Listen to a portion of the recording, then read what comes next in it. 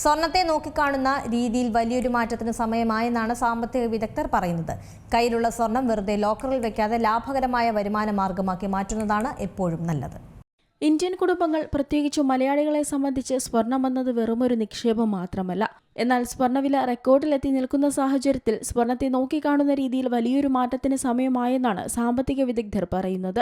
കയ്യിലുള്ള സ്വർണം വെറുതെ ലോക്കറിൽ പൂട്ടിയിടാതെ അതിനെ എങ്ങനെ കൂടുതൽ ലാഭകരമായ വരുമാന മാർഗമാക്കി മാറ്റാമെന്നതാണ് ഇപ്പോൾ പലരും ആലോചിക്കുന്നത്.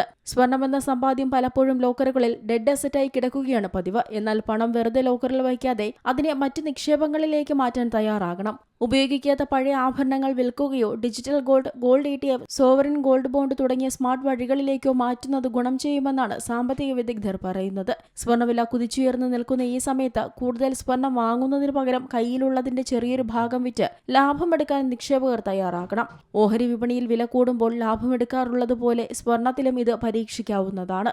ഇന്ത്യൻ കുടുംബങ്ങളുടെ പക്കലുള്ള സ്വർണത്തിന്റെ വെറും 2 മുതൽ 4% വരെ വിപണിയിൽ ഇറക്കിയാൽ തന്നെ രാജ്യത്തിന്റെ സ്വർണ്ണ ഇറക്കുമതി വലിയ തോതിൽ കുറയ്ക്കാനും വിദേശ നിക്ഷേപകരുടെ പിന്മാറ്റം മൂലം ഉണ്ടാകുന്ന പ്രതിസന്ധി മറികടക്കാനും ഇന്ത്യക്ക് സാധിക്കുമെന്നാണ് സാമ്പത്തിക വിദഗ്ധരുടെ കണക്കുകൂട്ടൽ. ദീർഘകാലാടിസ്ഥാനത്തിൽ നോക്കിയാൽ സ്വർണം തരുന്ന റിട്ടേൺസ് ഏകദേശം 8.5% മാത്രമാണ്.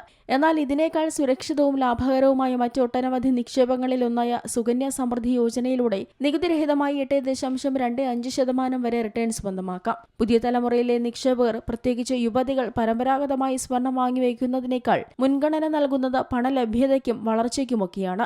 സ്വർണത്തിന് അതിൻ്റെതായ സാംസ്കാരിക പ്രാധാന്യമുണ്ടെങ്കിലും ഒരൊറ്റ നിക്ഷേപത്തിൽ മാത്രം പണമൊഴുക്കാതെ മ്യൂച്വൽ ഫണ്ടുകൾ, SIP, ഇക്വിറ്റികൾ എന്നിവയുൾപ്പെടുന്ന വൈവിധ്യമാർന്ന പദ്ധതികളിലേക്ക് നീങ്ങണമെന്നാണ് വിലയിരുത്തൽ. Business desk, Zee Malayalam news. ഏറ്റവും പുതിയ വാർത്തകളും വിശേഷങ്ങളും വിരൽത്തുമ്പിലറിയാൻ സീ മലയാളം ന്യൂസ് എല്ലാ ഡിജിറ്റൽ പ്ലാറ്റ്ഫോമുകളിലും ലഭ്യം.